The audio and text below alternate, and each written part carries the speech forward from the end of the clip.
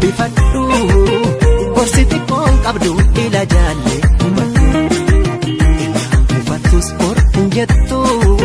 atoo qusattu jechi kee gocha keerra ol caaleen gabbitu.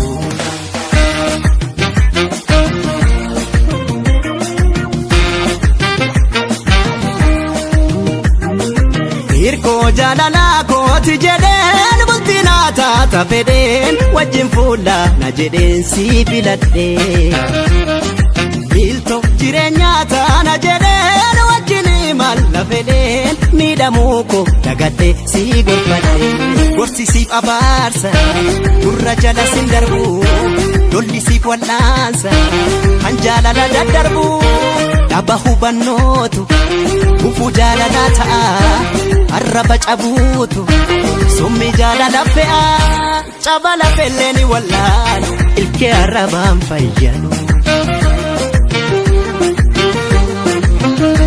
Sifoo jaalalli akka kophaan jiraadha takka otoo si abdadhu otoo si naadadhu otoo si jaaladhu namii.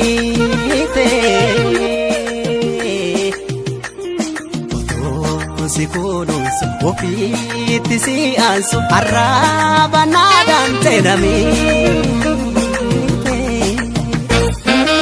otoo nan suphaa jettee sin faayyuu dhagaan qaba godoo jaalalaa deemnee cubbuun eenyumaa qaba otoo nan suphaa jettee sin faayyuu dhagaan qaba godoo jaalalaa deemnee cubbuun eenyumaa qaba.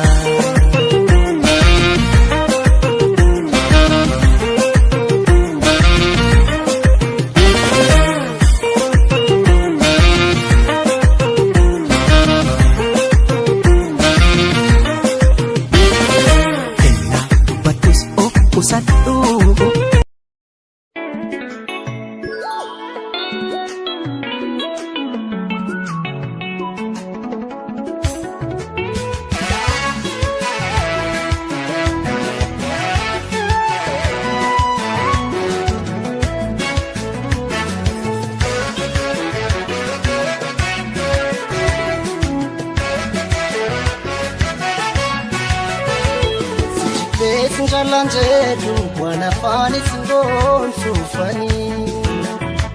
wana gote samarisi sunda vera sitin kasumani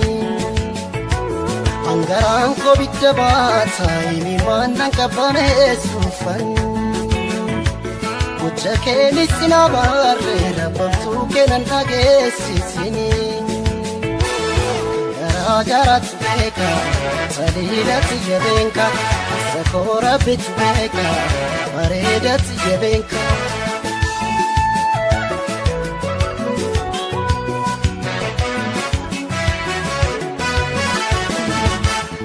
onento simale kambiran jalatu chito simale kambiran agartu iko simale normana kefat jete nama kesi konfurat atis kanalalte namiskinti chake garba ke dagate rabbi len sodanne chubuna ratolte wangaran ke adegote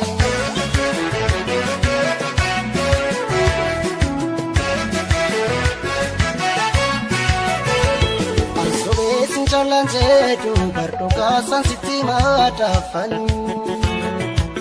nating kasing gocha kesan berdose nati odese namin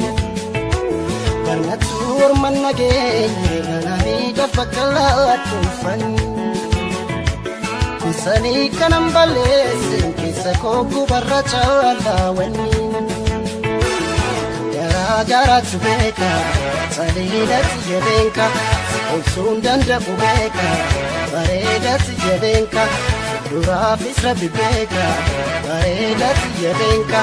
sakora bitubeka, paredat jebenka, rako jirubeka, paredat jebenka.